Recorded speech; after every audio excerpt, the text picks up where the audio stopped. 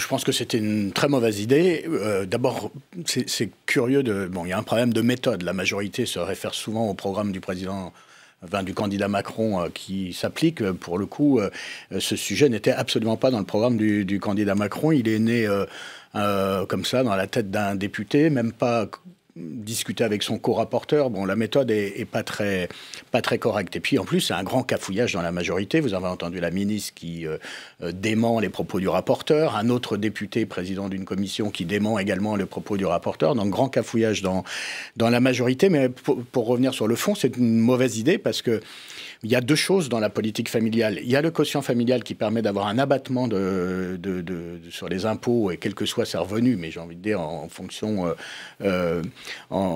pour considérer que l'arrivée d'un enfant dans une famille, quels que soient ses revenus, ne peut pas amputer le pouvoir d'achat. Ne doit pas amputer le pouvoir d'achat. C'est pour encourager une politique nataliste. Et notre pays tire aussi de sa démographie plus positive que d'autres pays européens une force. Donc je pense que l'universalité du quotient familial est une bonne chose. Il faut différencier politique familiale et politique sociale. Bien sûr, parce que il faut conserver l'universalité du quotient familial. Et puis, par ailleurs, ça a été évoqué dans le reportage, il y a beaucoup à faire sur les places en crèche dans notre pays, où il y a seulement 30% des demandes qui sont couvertes, alors que c'est un outil aussi et une nécessité. Il faut accélérer la scolarisation des enfants à partir de l'âge de 2 ans. Moi, je suis dans un département où seulement 4% des moins de 3 ans sont scolarisés en maternelle, ce qui est le département, la Seine-Saint-Denis, qui a le plus faible taux de scolarisation des enfants de moins de 3 ans. Bon, il y a beaucoup de choses à faire aussi sur la revalorisation des allocations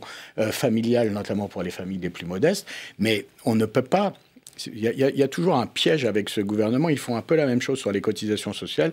C'est-à-dire qu'on touche à des principes universels, la sécurité sociale, le quotient familial pour les familles, et puis, par ailleurs, la redistribution pour aider les plus modestes de notre pays. C'est deux choses différentes dans l'histoire de notre politique sociale. Mais si je vous entends bien, il faut tout de même rouvrir le débat sur la politique familiale quand on sait qu'un enfant sur 5 est touché par la pauvreté aujourd'hui en France. Oui, mais il faut d'abord s'attaquer à la pauvreté, parce que si vous voulez, un enfant qui subit la pauvreté, et je vous parle d'un territoire, la Seine-Saint-Denis, où c'est beaucoup plus qu'un enfant sur 5, c'est d'abord des enfants qui naissent dans une famille où les parents sont touchés par la pauvreté, par l'absence de travail, par la précarisation de l'emploi. Donc on ne peut pas avoir d'un côté toute une série de lois qui précarisent un peu plus le salariat, qui diminuent les ressources des familles modestes, qui amputent le pouvoir d'achat des plus pauvres, qui va faire la chasse aux chômeurs, comme on l'a vu aussi cette semaine, et en même temps constater qu'il y a des enfants qui sont dans la difficulté. Mais est-ce que vous pensez que la politique familiale aujourd'hui remplit vraiment ses objectifs ? Bon, d'abord, la démographie dans notre pays, je l'ai dit, est positive, et plus positive que dans d'autres pays européens. Moi, je pense qu'il faut renforcer les aides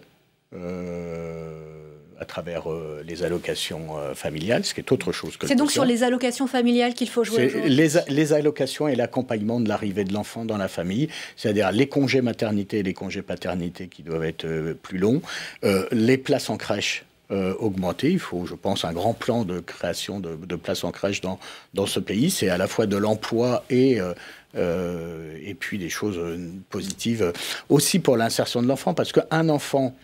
Plus l'enfant est dans une famille précarisée ou pauvre, plus il est à la porte des infrastructures, il est à la porte des crèches, il est à la porte des écoles avant 3 ans. Donc c'est aussi ça qui contribue à l'aggravation des inégalités. Vous avez parlé tout à l'heure d'un cafouillage au sein de la majorité. Est-ce que tout de même vous réjouissez du fait que l'aile sociale de cette majorité veuille se faire entendre ? Oui, mais là pour le coup, oui, je réjouis bien évidemment qu'il y ait des députés dans la majorité, de plus en plus, qui expriment de la réserve sur un gouvernement qui est quand même un gouvernement très unilatéral en faveur des plus riches de ce pays, et qui expriment de la réserve ou un doute. Bon, ça c'est plutôt une bonne chose, mais je ne suis pas sûr, pour le coup, que cette proposition était une proposition qu'on pourrait qualifier venant de l'aile sociale. Je pense que c'est plutôt une proposition, de mon point de vue, assez irréfléchie, Et avec une majorité qui est, on l'a souvent dit, un peu hors sol et un peu dépourvue de culture politique et historique, on croit pouvoir s'affranchir de vieilles lunes, alors que c'est des fondements du pacte social dans notre pays.